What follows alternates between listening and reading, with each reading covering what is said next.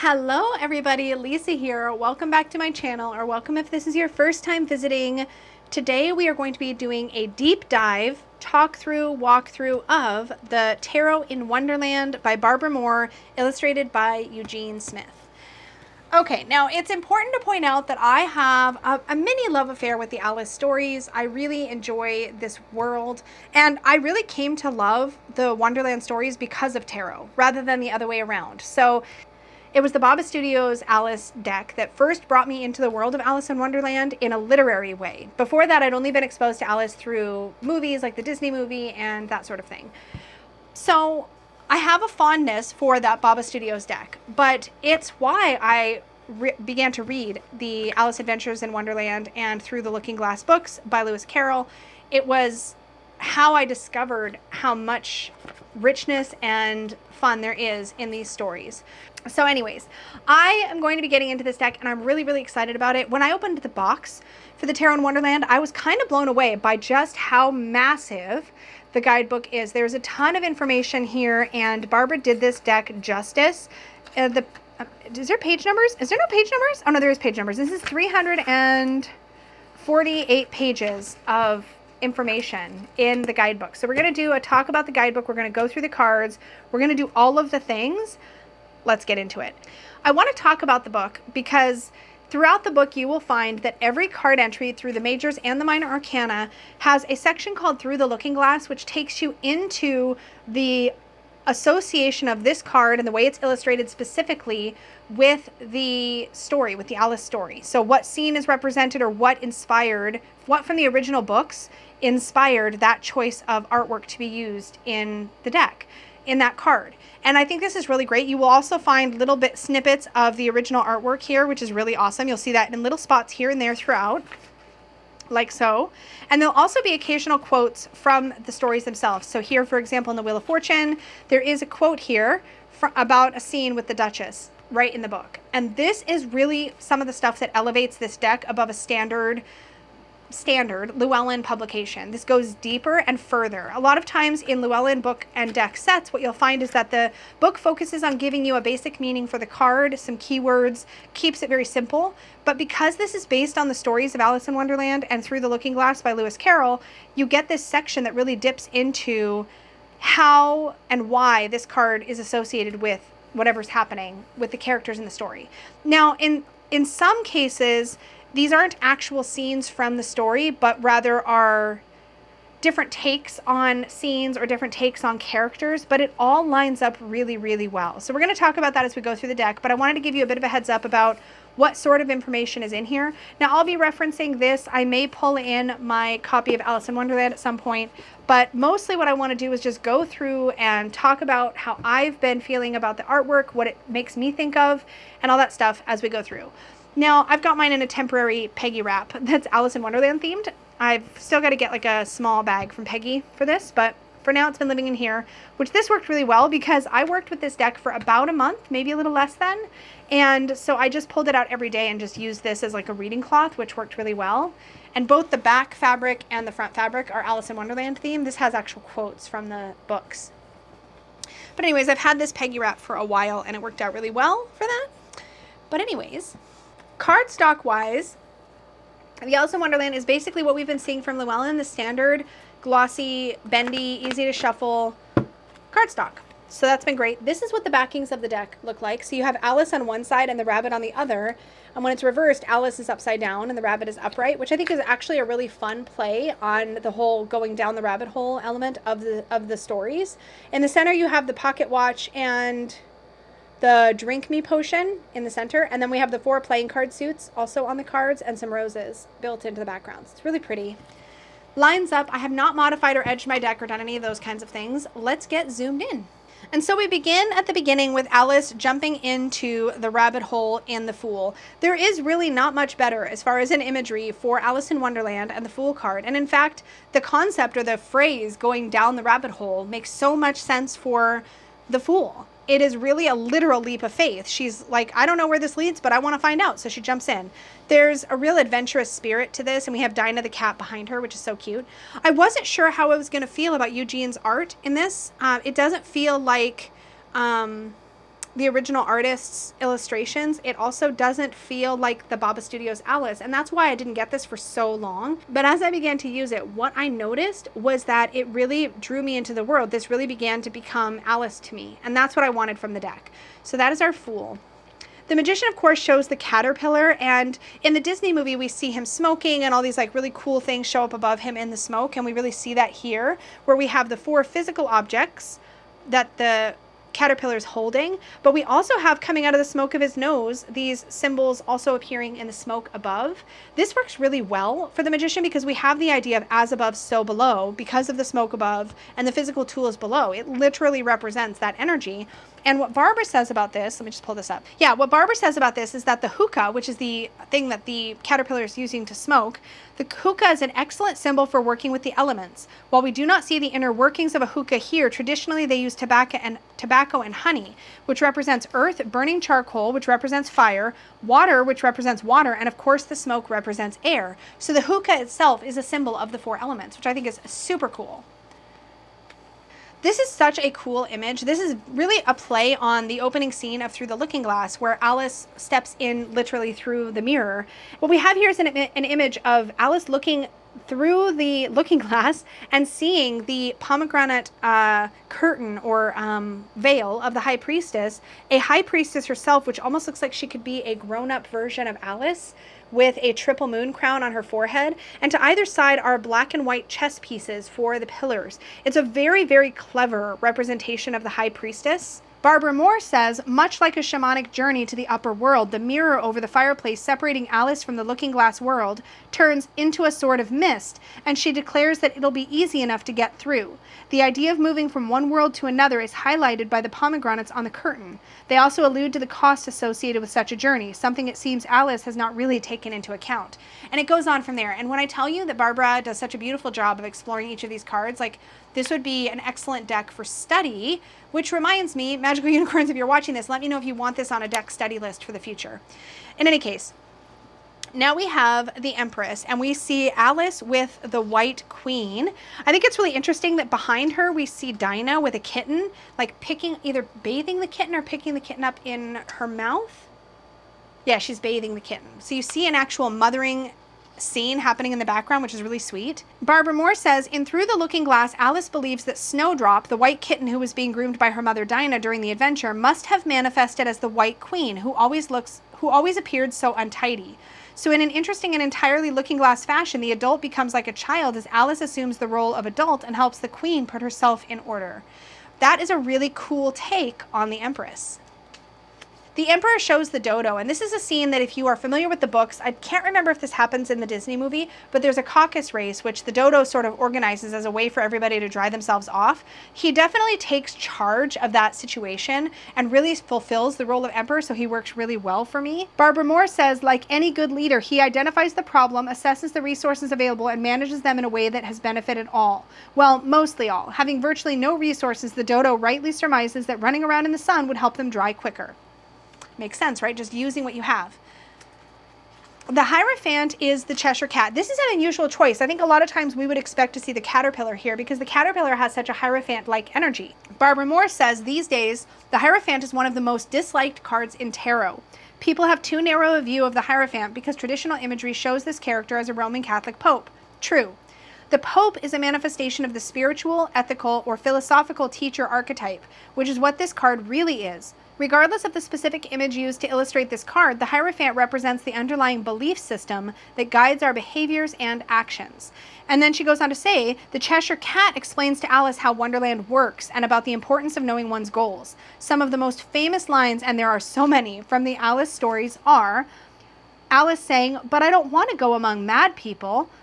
"Oh, you can't help that," said the cat. "We're all mad here. I'm mad, you're mad." There's an idea here that it's really the Cheshire Cat that lets Alice know what's going on and what are sort of the rules, or rather the opposite of rules, that she has to deal with in this magical place. The Lovers as the Queen of Hearts, the Knave of Hearts, and the Tarts is kind of interesting. Barbara Moore says this image looks similar to traditional lovers cards, with a male character apparently choosing between two females. This I love because that is my favorite way to look at the lovers card, is more of a choice. So this says, consequently, these older images were about the difficulty in making choices. Does one follow one's heart, or does one allow other factors to shape the decision?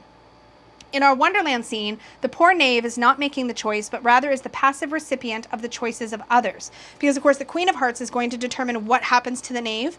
Alice is there trying to help determine what happens to the knave. And so there's this whole scene happening, and the knave is sort of helpless in the decision, which, if you think about it, ties us back to the Marseille. We always focus on the person making the choice, but not on those affected by the decision, which is very interesting. I cannot tell you how much I love the floppy flamingo scene for the chariot, because, of course, when we're looking at traditional chariot cards, a lot of times we're talking about the two opposing forces, the black and white horses, the way in which that they're pulling us in opposite directions. We're having to corral their energy. Well, what is Alice doing here besides trying to corral the energy of a non-cooperative flamingo in order to get through this croquet match with the queen? Barbara Moore says, instead of a simple tool like a mallet that does exactly what we expect it to, we are handed a flamingo whose goals are usually not the same as ours. We have to get to know not only what it is physically capable of, but also its temperament and what we can hope to coax from it. Instead of a solid ball that will follow the clean rules of physics, we have a hedgehog at our feet or running away from us. Not only that, but the arches through which we wish to aim our hedgehogs keep moving. This is such an interesting scene to talk about how the chariot card can feel. Like we're harnessing all these wild forces and have to try to figure out a way to get to our destination despite our obstacles. I think this is really powerful. I love this for the strength card so much. Of course, the scene is lovely, but there's a point in the Alice in Wonderland stories where Alice is going through the forest and she forgets who she is. She doesn't have a name, and the deer also doesn't know who they are. And so they become companions in their trip through the forest. Barbara Moore says, the question of names brings us into some murky philosophical territory, much like the dark wood where we find Alice and the fawn. There is no inherent connection between the names we give things and the things themselves. We humans name things in order to classify, discuss, and understand the world. Naming is a really useful practice. Without it, we'd find it really chaotic to try to discuss anything. There are other ramifications of naming things. In fairy tales and some magical paths, knowing someone or something's name allows control over him, her, or it. In the Harry Potter stories, we're told that fear of a name increases fear of the thing itself. In the end, things have different names because we see them as separate entities in some way or another, whether a specific thing such as a person or a general thing such as a species or race. Naming is a way to solidify the concept of us, them, and I, you. There are obvious benefits to names. There are also less useful results. Barbara Moore's premise here is that when we take the names out of things, we have to recognize that we are more similar than we are different. And so she goes on to explore, where is the strength in this? It takes immense strength to recognize everything and everyone in the world as being part of ourselves, to give up the illusion that people from another place or who don't look like us are truly and meaningfully different from us. If we remove that construct, how then would we treat other people, other creatures, and the earth itself? It's a really powerful concept. In the Hermit, we have the White Knight, who is just... he's the sweetest, but he's clearly somebody that steps outside of standard society, right? Barbara Moore says, it's not surprising that the White Knight is kind to Alice, for most Carol scholars agree that he meant the knight to represent himself. His bittersweet leave of Alice, departing before she took the final leap into her role as queen, or metaphorically speaking, growing up, supports this idea. Really beautiful. I love the Wheel of Fortune. I love this image of like running on the wheel and all the cards falling around and the chessboard beneath and just the chaos of the image and the idea that like the world was constantly changing around Alice. Barbara Moore says that the wheel tells the story of the organic cycles of life, one season following another. When we are at the bottom, we are confronted by the idea that there is nowhere to go but up. When we're at the top, we have the opportunity to remember what it felt like at the bottom. And hopefully we will take advantage of our vantage point to act with compassion. This card can also tell a story of chaos and uncertainty because sometimes the hand of fate spins the wheel and all we can do is hold on tight, wondering where we will be when it stops. What's interesting about the Justice card is you would assume that this is just the Queen saying off with their head, but what's actually happening is that the Queen is declaring off with their head and the King continues to issue pardons. So these proclamations you see on the card are the pardons, are mercy It's the idea that they balance each other. The forces remain in balance. She brings that sort of intensity and harshness, and he brings the compassion and gentleness. And that's what Barbara Moore addresses in the guidebook. She also says, whether we mean formal justice or the justice that unfolds in our everyday lives, we are a part of the system. If the rule at the grocery store is that customers are taken in turns based on their place in line, then formal justice dictates that whoever was first in line gets checked out first. However, if you are in line and a woman behind you has her hands full with restless children, items to buy, and a purse being overturned by a bored child, are you thwarting justice by letting her cut in front of you? Or are you exhibiting a more merciful expression of justice? Really, really good. The Hanged Man shows the actual Mad Hatter hanging upside down by a clock and eating a piece of bread and sipping some tea. Here's what Barbara Moore says and why this is such a cool representation. Time plays an important role in the Hatter's life. Ever since the Queen of Hearts accused him of murdering time, apparently because of his very poor singing abilities, time won't do a thing that Hatter wants. In fact, it is always tea time, forcing the Hatter and his companions to sit at an endless table set for tea. The Hatter has a pocket watch that Alice thinks is useless, and this is a quote from the book. "What a funny watch," she remarked. "It tells the day of the month and doesn't tell what o'clock it is." "Why should it?" muttered the Hatter. "Does your watch tell you what year it is?" "Of course not," Alice replied very readily, "but that's because it stays the same year for such a long time together." "Which is just the case with mine," said the Hatter. Time is different for the Hatter, but this idea of being captured in time is such a perfect association for the Hanged Man. Death is so interesting. It's Alice blowing out a candle, and there is both drink me and eat me in front of her. Here's what Barbara Moore has to say about this card. In Through the Looking Glass, the Tweedle brothers tell Alice that she is merely a thing in the Red King's dream, and that if he woke up, she would disappear. "If that there king was to wake," added Tweedledum, "you'd go out, bang, just like a candle." In Wonderland, when Alice is waiting to see the effects of having drunk the liquid in the bottle marked "Drink Me," she wonders how small she will become. "For it might end, you know," said Alice to herself, "in my going out altogether like a candle. I wonder what I should be like then." And she tried to fancy what the flame of a candle looks like after the candle is blown out, for she could not remember ever having seen such a thing. It's really interesting because it speaks to the ways in which we wonder about endings and we maybe fret about endings. And I really thought this was powerful for the death card. I, of course, love this depiction of temperance because it shows Alice pulling different sides of the mushroom. One will make her bigger and one will make her smaller, as she had learned from the caterpillar. And so this is so perfect for temperance because if she wants to get to the perfect size, she has to nibble carefully on each until she gets to her right size again. It's literally such a beautiful representation of temperance, I just can't even. The tea party as the devil might seem a little bit off-putting at first, but then you remember that they are trapped at constant tea time. There's this element of having been bound to this specific time. It's not so pleasant anymore. They're really caught up in doing the same thing over and over and over again. They don't get to break free of it. I would be looking for the freedom in this card, and Barbara Moore addresses this by saying this. "Time is a construct, and the only thing keeping the Hatter, to say nothing of his companions, the Hare and Dormouse, who had nothing to do with his crime, at the table, is his acceptance of the rule of time. Presumably, the rest of the world is not also stuck at 6 o'clock. He could conceivably just get up and walk away. The fact that the clock says 6 is what has him stuck at tea time.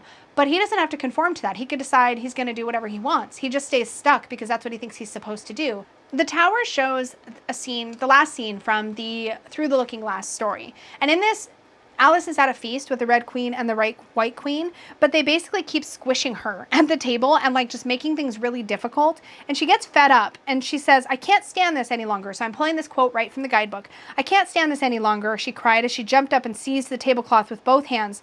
One good pull and plates, dishes, guests, and candles came crashing down together in a heap on the floor. And she ended up waking herself up from the dream through this part of it. And it's this idea that like she upended everything to get to a place of grounded reality. And that makes so much sense. The tower often is a moment of destruction that can feel really difficult, but it brings us to a place of questioning our reality again and getting back to grounded reality. Again, beautiful. Love it. The star is a bit of artistic license from both Barbara and Eugene, as this shows Alice's big sister. Here's what Barbara has to say about this, or one bit of it. Again, I'm only reading small excerpts from the guidebook for the majors, so this is what I'm going to share. In this image, although not in the stories, Alice's sister retrieves a glove and fan from a pond. These souvenirs represent the magic of Wonderland and the changes Alice experienced there. The dream of Wonderland is now part of Alice's soul, and like a pond nourishing the land around it, will continue to feed Alice's imagination and spirit. Alice's sister imagines that Alice would keep through all her riper years the simple and loving heart of her childhood. Alice's sister, as an adult, knows that life, when one opens one's eyes, changes. This is a quote from the story. To dull reality, the rattling teacups would change to the tinkling sheep bells and the queen's shrill cries to the voice of the shepherd boy. There's a reference here to just how mundane life could be, but Alice's sister is still young and perhaps wise enough to realize that it is possible to straddle the edge, the bank where the pond meets the land, to have both reality and magic. And that's sort of what's happening in the star card here. I think it's lovely. It's definitely a step away from a specific scene from the story, but I think it's really a beautiful representation. This moon card is kind of heartbreaking because this is the walrus and the carpenter story with the little baby oysters. Let's see what Barbara has to say for herself on this one. It seems fitting that this card, the moon, features characters who do not inhabit Wonderland, but rather are from a poem recited by Tweedledee, because this card is all about illusion, deception, and the nature of reality, which if you're familiar with the poem The Walrus and the Carpenter, you'll understand what that is all about. The Sun card shows Alice with her crown sitting between the White Queen and the Red Queen. Here's what Barbara Moore has to say. Alice, after many adventures and trials, has finally become a queen. And then she goes on to say later in the entry, the Sun card is nothing else if not a celebration of the self. It isn't necessarily about the actual achievement, that is more the purview of the World card, but rather it is about the success of being fully and completely your authentic self. And I have a lot of feelings about this because for me, the Sun card is very, very strongly and powerfully about authenticity. We see often the naked baby on the horse. And if you've heard me talk about this before, I'm very sorry that I'm a broken record, but I have strong feelings about this. We often complain about the naked baby on the horse because it's like, why? Why? And I know why. There's a garden wall. There's a sense of safety and security. But most importantly, that young, vulnerable child is safe to be naked, to be essentially very highly visible in the full light of the sun. They are safe. They are safe to be fully themselves. There is no trappings. There is no dressings. There's nothing. There's no masking. They are just themselves. And it's very, very powerful. And one of the things about Alice becoming a queen in the stories is sort of stepping into herself. That's a big part of it. So I really, really am so excited that that was a part of the interpretation for this card. This is really neat. This judgment card, it's a bit of a play on just what's going on in the Alice world, but we have the White Rabbit acting as herald, so we get that idea of calling us to something higher. And then we have the judgment, or excuse me, we have the cards down below, the playing card people. Now in the Alice stories and in the movies, they're shown as flat playing cards with arms, legs, and heads. But what you can see here is two of them are in their flat playing card form, and one of them has clearly heeded the call and accepted their evolution and have become three-dimensional. That figure in the foreground is now three-dimensional instead of a flat card person. So it shows them sort of stepping into a higher form of themselves, which is very powerful for judgment. And then this is just a sweet world card. We see Alice in the center wearing her queen's crown with a sash around her, inside the frame of what could be a mirror with the chessboard behind her and the 4 playing card suits. I just think this is a beautiful world card. It has all the traditional symbology, but it's been Aliceified, which I really, really love. So I really spent a lot of time, we've been here a half hour just talking about the majors. I'm going to try to spend a little less time going through the minors, but I want to make sure that we still sort of think about how they apply to the Alice world. So I may still pull into the guidebook here and there, but let's talk about it. So we have the Ace of Wands. Now all of the aces have this picture frame sort of through the looking glass vibe to them. And here we see a hand holding a wand, but the reflection is of a candle flame burning brightly. I love this. I love the idea that the wand is a representation of the flame of inspiration. Love that. In the Two of Wands, we see Alice looking out over the landscape, and we can see that it's a chessboard. So we get the idea that she's sort of seeing the journey that's ahead of her, I would assume in through the looking glass here. In the Three of Wands, we see the White Rabbit checking his pocket watch as some ships are coming in from the distance. We get the idea that the White Rabbit probably sent those ships out or sent a messenger out and has been waiting for a response. I love this Four of Wands so much. This is a sweet moment of Alice having a little picnic, maybe celebrating her success thus far. She's surrounded by cats, which is super cute. In the background, though, we have this house of cards. And that is often what the small success in the Four of Wands is like. We have reached a milestone. We have reached a point at which we can celebrate some small success, but that success is not quite rooted yet. It's very tenuous. And so that small success can feel fragile, and one puff of wind could just, we could find ourselves starting all over. So yes, we should celebrate that success, but we shouldn't get sort of bogged down in complacency about it. I love seeing the little playing cards duking it out in the Five of Wands. This is a very RWS inspired image. We have the flamingos in the mix. It's a whole chaotic mess, but I love it. I think it's super fun. The Six of Wands shows the White Knight as a chess piece. Now this one I did want to refer to the guidebook for this. So this is what Barbara Moore has to say. After escaping the noise that drummed the lion and the unicorn out of town, Alice was captured by the Red Knight. Before he could take possession of her, a voice cried out, "Ahoy, ahoy, check!" It was the White Knight who came to rescue her. The Red Knight refused to give her up without a fight. The knights agreed to observe the rules of battle and begin. Alice thinks, and this is a quote from the stories, "I wonder now what the rules of battle are. One rule seems to be that if one knight hits the other, he knocks him off his horse, and if he misses, he tumbles off himself. And another rule seems to be that they hold their clubs with their arms as if they were Punch and Judy. In the end, the White Knight claims it was a glorious victory, wasn't it?" So there's this moment of victory from the stories that is illustrated here, and that's super cute. The Seven of Wands to me is so great. It's Alice standing on top of the table, like sort of trying to fend off all of these wands. This reminds me of the moment at the end of Alice in Wonderland when the Alice is being judged by the Queen, and Alice just gets fed up, and she says, "Who cares for you?" said Alice. She had grown to be her full size by this time. "You're nothing but a pack of cards." And it goes on from there, but there's this idea that Alice finally steps into her power and defends herself in a powerful way, in an empowered way, and that really speaks to the energy of the Seven of Wands. The Eight of Wands is a sweet image of 8 cards sort of flying across the landscape. Love that. That works really well. And the Knight of Wands shows one of the Tweedle brothers guarding a bunch of wands, which, again, I think this really works. Let's see if Barbara Moore has anything to add here that might be something I want to share. In the text, after Tweedledum and Tweedledee's battle, the brothers are faced with another foe. "It's the crow," Tweedledum cried out in a shrill voice of alarm, and the 2 brothers took to their heels and were out of sight in a moment. The brothers who claim to be so brave and great warriors when battling each other lose their valor when faced with the monstrous crow. In the tarot world, although battered and bruised, Tweedledum stands against the crow who threatens their quiet wood. So we have in the tarot world Tweedledum actually standing guard and not running away, which is kind of a twist on the story. This one seems like just a sweet little image, to be honest. It doesn't feel as connected to the story, although Barbara Moore does talk about how guinea pigs are abundant in Wonderland and has a little note about that. There is still a quote from the story that says, later at the trial, we hear about the guinea pigs being suppressed thusly. They, the officers of the court, had a large canvas bag, which tied up at the mouth with strings. Into this they slipped the guinea pig head first and then sat upon it. The poor creatures seem to be put to hard labor and subject to cruel punishment if they act out of line. It's not easy being a guinea pig in Wonderland. So that's a cute tie-in. I like that. I swear, every time I look at this card, I'm like, this one almost feels really out of place, but actually there is a lizard in Alice in Wonderland. Here's what Barbara Moore says. Our Page of Wands is Bill the Lizard. We meet him early in the Wonderland adventure. Alice becomes stuck in the White Rabbit's house when she unexpectedly started growing.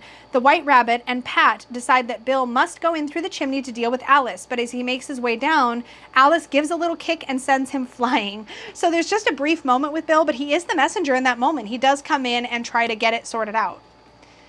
The Knight of Wands is the lion from the battle between the lion and the unicorn, so that works really well. The Queen of Wands is the Queen of Hearts from Wonderland, and obviously she is a passionate figure. I think she works really well for the Queen of Wands. The King of Wands is not the King of Hearts. So Barbara Moore says, our character for this king is not an actual character, but a character in a poem that the caterpillar asked Alice to perform. As with many of the poems in the text, it is a nonsense version of an actual poem.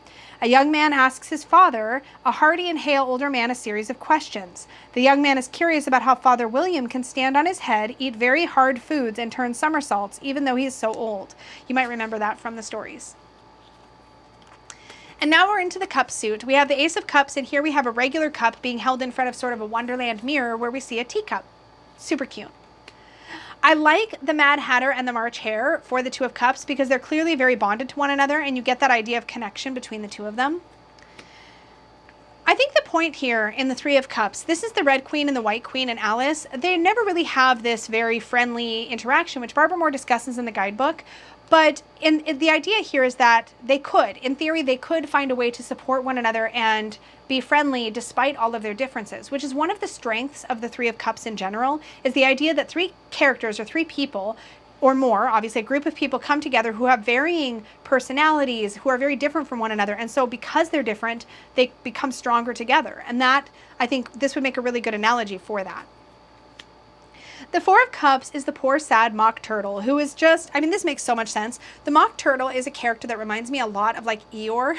So that gives you an idea of how this plays into the Four of Cups. Behind the Mock Turtle, we see a dolphin holding up a cup. I mean, this is just a cute image. I love it.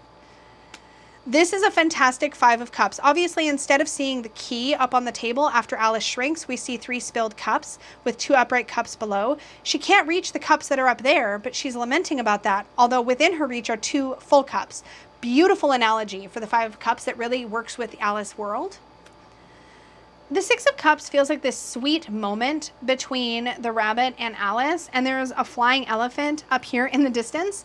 This doesn't feel as much like it connects directly to the story, but again, could be an idealized view. What does Alice wish maybe she had between her and the rabbit could be here? That does put it, for me, a little bit in Seven of Cups territory, but because this is such an RWS friendly image, I read it that way. I will say of the deck, this is one of the ones that feels the most somewhat disconnected from the actual story, because I often think of Six of Cups as memories, reminiscing, that kind of thing, and I don't fully see that in this image because there wasn't really this interaction between them in the stories of the movie, but it does work visually. I just overthink it because Alice fan. This Seven of Cups is great because we see Alice standing in front of a dresser that has 7 individual doors. Each one could contain something else, but none of them feel really real. Here's the quote from the book that Barbara Moore shares in the guidebook. After Alice's fall, she's in a large hall. And here's the quote. There were doors all around the hall, but they were all locked. And when Alice had been all the way down one side and up the other, trying every door, she walked sadly down the middle, wondering how she was ever to get out again. So it's like that moment of like, what do I do? Like, how am I stuck? Like, what's happening here? And then in the Eight of Cups, this is great because this is the moment when Alice is walking away from the Duchess and the baby that had turned into a pig. So she's kind of leaving behind all of that. And it's a really great moment for the Eight of Cups, I think. I really enjoyed the Nine of Cups with the caterpillar sitting here with a hookah that seems hooked into 9 different cups. It is that moment of like being fulfilled all by himself. And in the Ten of Cups, we have the White Queen and the White King together and safe in their garden. They've got their little rooks. I don't know what you would call them behind them. So there's this, or knights, maybe those are knights. Anyways, it's a really blissful little moment. It's cute. It works for the world. We have Alice with the fish in the cup for the Page of Cups. I think this is really sweet. The little fish has a little rolled up piece of paper, like he has an actual message for her, which I think is great. And I think Alice makes a great Page of Cups. We have the White Knight again in the Knight of Cups. This again works. He seems like the sweetest guy in the entire set of stories. Like he's so friendly and sweet and kind of clumsy, but adorable. The White Queen also, I feel, works really well as the Queen of Cups. She seems the most approachable of the 2 queens, although both have their issues. And we finally see the King of Hearts as the King of Cups. He is the King of Mercy. He definitely tempers the Queen of Hearts' intensity, and he works really great in this position. So next we have the Ace of Swords, and here we have a sword in front of a mirror where we see a fountain pen. Love that for the Ace of Swords. In the Two of Swords, we see Alice in a very traditional Rider-Waite-Smith image, and instead of a moon over her, it is the Cheshire Cat's face. That's so great because this is like the moment when he's like, she's looking, trying to figure out which way to go, and he just makes it more confusing, so no way feels quite right. That works really well. This is another image that I feel like, I wouldn't say it's phoned in. It's 3 swords into a heart cake. It fits in the Alice world, but it doesn't show us a scene. I would have liked to see a scene with characters here to illustrate the concept, but 3 of Swords is often about learning lessons the hard way. So, I mean, we can kind of see that here, but it doesn't feel as cohesive as maybe some of the other images, but then again, it fits very well with Rider-Waite-Smith imagery. The Four of Swords shows the Red King having a nap, and he does sleep throughout a large part of the story. And Barbara Moore's note about this is that in chess, it is common for a king to stay put the whole time. He's vulnerable and limited in his ability to protect himself, even though he's surrounded by danger. In some ways, until the game is over, there's nothing he can do. So she really illustrates that idea of sort of being outside the battle, not being able to do a lot, or knowing you can't accomplish a lot right now, so instead you rest and you wait. That makes sense for the Four of Swords. I mean, is there anybody else to be the big bully in the Five of Swords than the Queen of Hearts? I mean, this is just, clearly this is the moment when they had been caught painting the white roses red, and that's perfect for the Five of Swords. In the Six of Swords, we see Alice, and she's actually with that, is it sheep? It's a sheep, right? Yeah, with a sheep. And the sheep is like knitting, and this is part of like kind of a dream. It's all dream sequence, all of Alice's dream sequence, but it's a pretty strong dream sequence. And in that, Alice is sort of getting a moment of peace, I think, away from the intensity of what she's been going through. So that really works. The Knave of Hearts is stealing tarts and swords in the Seven of Swords. It's a perfect image. It really makes sense. And he's dropped a couple of tarts along the way, leaving a trail to himself. So all the things we would maybe want to see in a traditional Seven of Swords is here. This is a fun image for the Eight of Swords. It goes back to traditional RWS. I would have liked to see Alice squeezed into the house, into the White Rabbit's house. I think that would have made a great image, but it would stray a bit from the traditional layout of the card. Still, I think it would have made a better scene than this, but this does work. We know that Alice often finds herself not sure what to do, really stuck or trapped or in a pickle. And I think this really shows that idea of being kind of wrapped up in like, what the heck should I do next?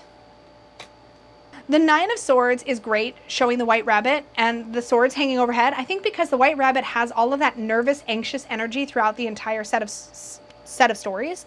There's this feeling of like always worrying what bad things are going to happen to him. He works out great for this card. And then in the Ten of Swords, it could not be better. Humpty Dumpty has fallen off the wall and has shattered. I mean, it's perfect for the Ten of Swords. The White Rabbit for the Page of Swords, again, really makes sense. He is, of course, got that messenger vibe, and also he's got the quick thinking that we can associate with the Page of Swords as well, which really, really works. We've got a strong messenger vibe to all the pages, which I think is wonderful. And we have the unicorn from the battle between the lion and the unicorn for the Knight of Swords, and I think the unicorn works great for this. The Queen of Swords is the Red Queen, not to be mixed up with the Queen of Hearts. The Red Queen is from Through the Looking Glass, when it's more a chess-based game. And in this case, Barbara Moore does share a little tidbit from the guidebook that talks about Alice's first meeting with the Red Queen. Where do you come from and where are you going? Look up, speak nicely, and don't twiddle your fingers all the time. The Queen of Swords is very like stern and corrective in the way that she addresses Alice and speaks to her. And that sort of biting, cutting, blunt way of speaking is perfect for the Queen of Swords. And the King of Swords is Humpty Dumpty, which is interesting because I usually see Humpty Dumpty. I usually see the King of Swords as a strategic person, like as a strategic sort of mastermind in a way. It does say, Barbara Moore does share, Humpty Dumpty is all logic and pride, albeit looking glass logic. He argues that Alice's name doesn't mean anything, insisting that proper names must mean something beyond denoting a specific person. On the other hand, while most of us have a shared or general meaning for common nouns, Humpty has a different view. When I use a word, it means just what I choose it to mean, neither more nor less. When Alice asks whether we can make words mean different things, he responds, the question is, which is to be master? That is all.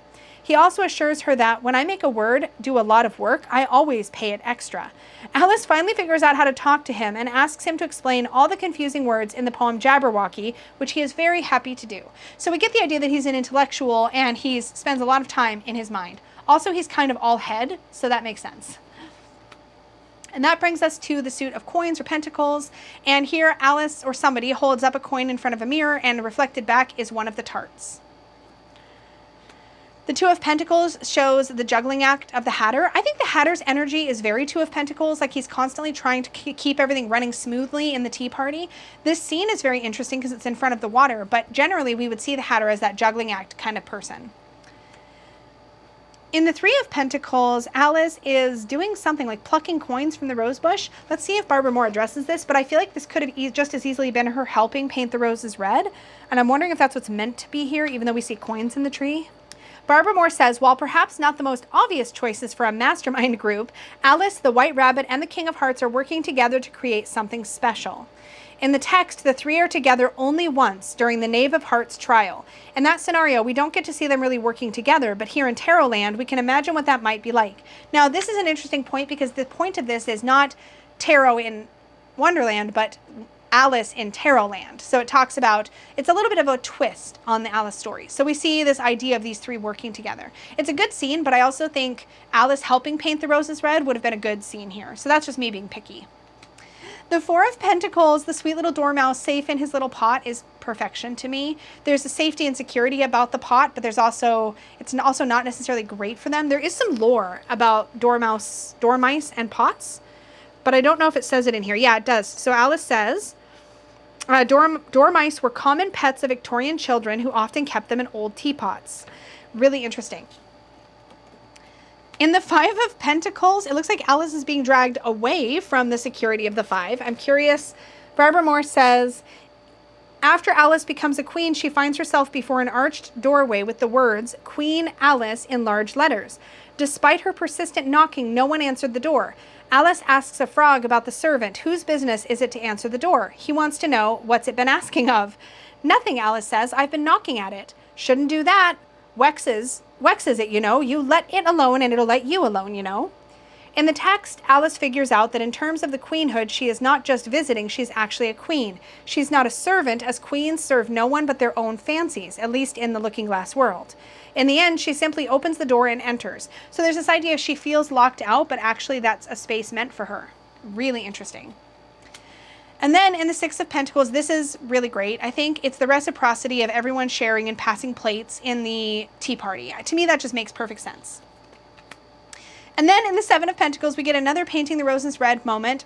Here we have a card who's trying to paint the roses red, and it looks like a crow might be spying on him. But there's this idea of like, he's doing this work, hoping it's going to turn out the way that he hopes, which is to hide the fact that they planted white roses instead of red. So that works for the Seven of Pentacles. And in the Eight, the White King is sketching coin after coin after coin after coin. And I think there is something about that in the story. When Alice, this is from Barbara Moore says, when Alice is invisible and inaudible in the Looking Glass drawing room, she notes the king uses a large pencil to make a note. So then it goes on from there. So we have this scene of the king making a note, but it would make sense that for such a small character to make a note with a big pencil, you'd have to practice over and over again. Here in the Nine of Pentacles, we see Alice in the Garden of Flowers, which I think is really lovely. There's a bird on her arm again. We're going back to that traditional RWS composition of the cards, and we're just pulling it into that Alice realm. So this works.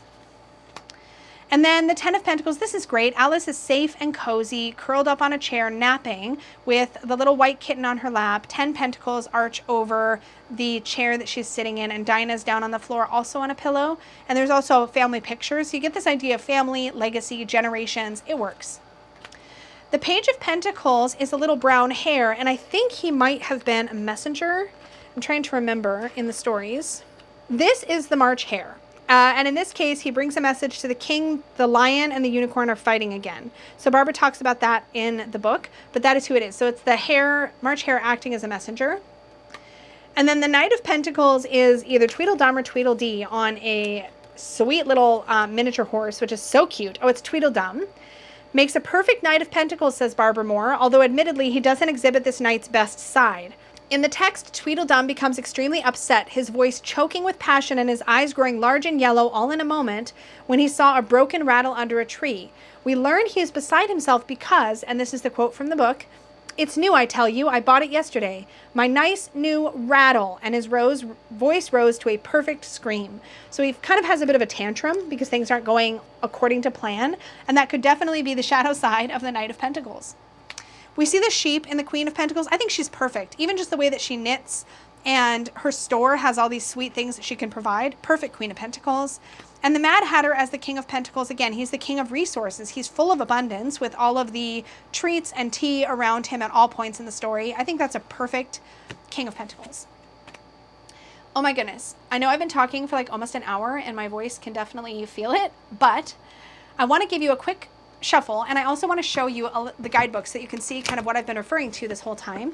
So first the shuffle, Llewellyn Deck shuffle beautifully. If you don't know it yet, I mean, let's take a look. They hold up really well. For some reason, the cardstock, this standard Llewellyn cardstock, at least what's been standard for the last 5, maybe 3 or 4 years at least, maybe longer, it feels kind of soft. It doesn't feel expensive. It feels whatever. It feels basic, but it shuffles really well, and it does not, for whatever reason, ever seem to hold much of a bow for me, maybe a little bit over time, but I used this deck for almost a month solid. I have shuffled the crap out of it, and you cannot even tell.